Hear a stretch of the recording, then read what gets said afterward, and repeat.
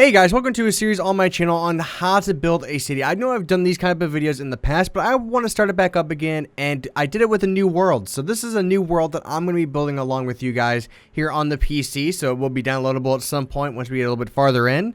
So it's going to be really cool to start for that.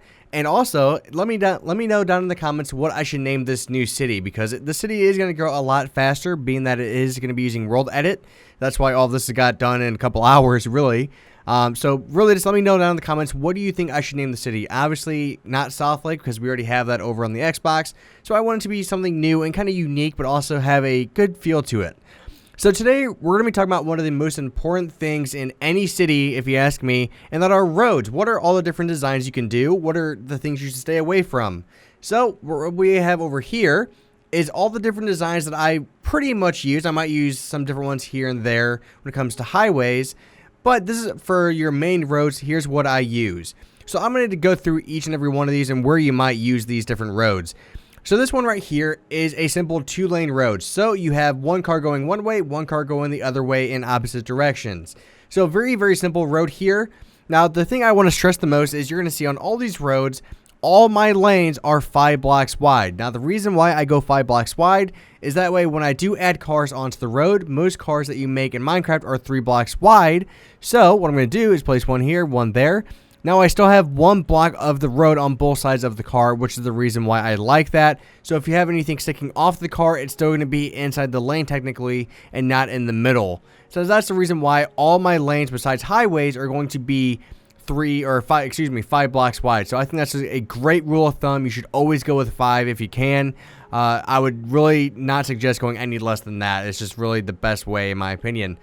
So like I said, this one is going both ways. I'm not going to use this one too often. This one might be more in confined areas, maybe more in like residential areas you might use this kind of road. I'm not going to really use this kind of road in a downtown city.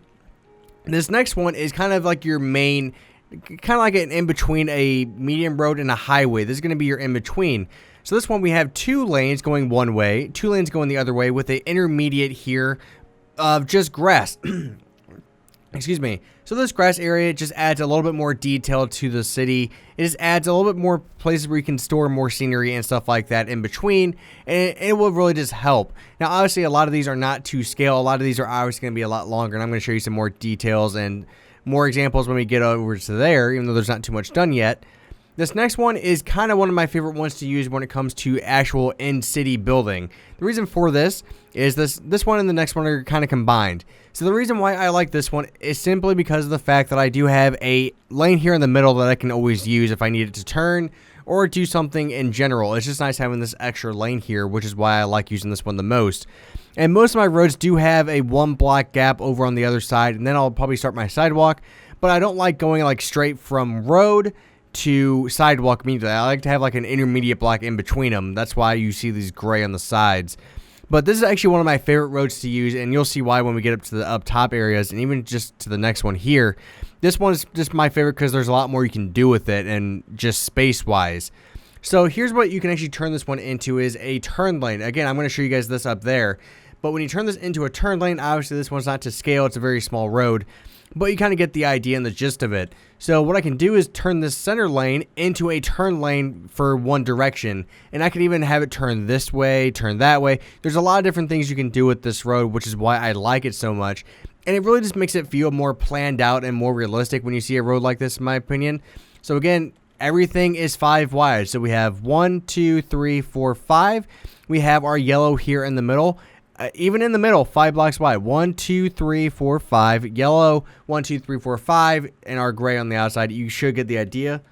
Let's go times that 0. So again, very, very simple design. If you're going to use any road, I recommend, if you have the space for it, use these 2 roads right here. These are my absolute favorite to use because they kind of just account for every situation, really. So this next one is not really with roads to an extent. It's kind of a mix between roads and parking lots. So this is an example of what I don't like. The reason why I don't like this is in my parking lots, I like to have and separate my materials out so they're not clashing together. This one, we have the main road here that you see, and then our parking lot, again, not to scale, is gray. So you can really tell there's a parking lot there. You can tell there's a difference. Obviously, it's like just from not looking at the lines, you can tell there's something different there. When I come over to this one, it clashes too much, and this is actually one of the things that I really want people to work on and that I've seen. It's just one of those things that irritates me a little bit. Now, to some people, it might not be a big deal, but when you do this, especially when you have a lot of roads, everything will clash, and that's why I don't like it. I like giving some different colors and depth to your city, so that's why I like using different materials for my parking lots versus against my main road. And even for the highway, I will do the same thing. For the highway, I might even do the flip-flop of this. So my highways are usually gray with yellow and white lines instead of black for my main roads. I like to, again, separate my highways and my main roads from each other, and somebody who's just joining the world can easily see that there's a difference there. So it's one of those things to where I like to separate my things from one another, and I don't like things to clash, which is why I do not like this one. But I like this one because you can tell there is a difference, and it just kind of makes everything flow a little bit more smoothly. So now to kind of show you some real life, or I won't say real life, but bigger examples of what the city is actually going to be using. So here's the main one that I talked about that I like using the most. So this one, obviously, you can tell it just looks realistic. It feels really good. We have the turn arrows. You know, there's a lot of different things you can do. If we had a road kind of going, if it kept going straight, we could even just add another lane here if we wanted to. There's a lot of different things you can do. When it comes to crosswalks, usually I like to keep my crosswalks 3 blocks wide. I feel like it's a pretty good size for your person.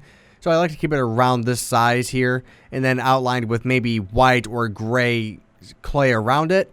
But this is actually one of my favorite designs to do. Let's see.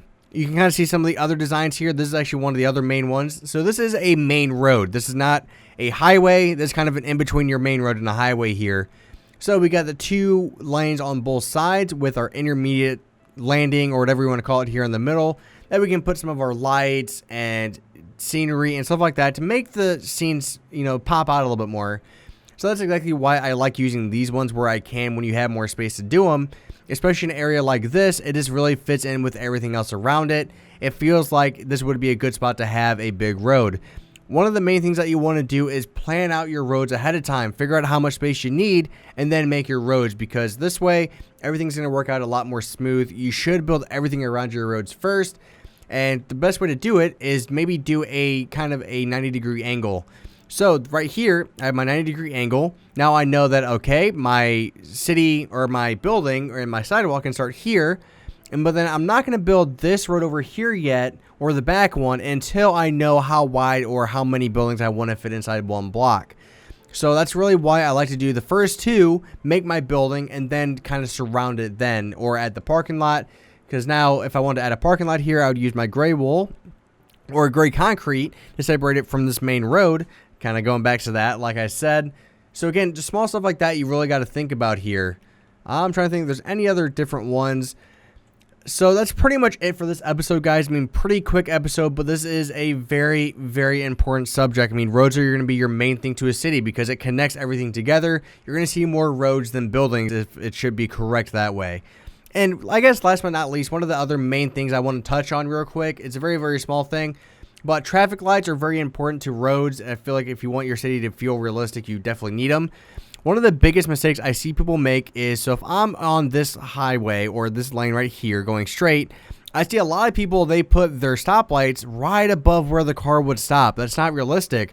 If you look in most cities, they're usually across the lane where you're crossing, and that way it's easier for you to see. You're not having to bend your neck at a 90-degree angle to look straight up to see the light.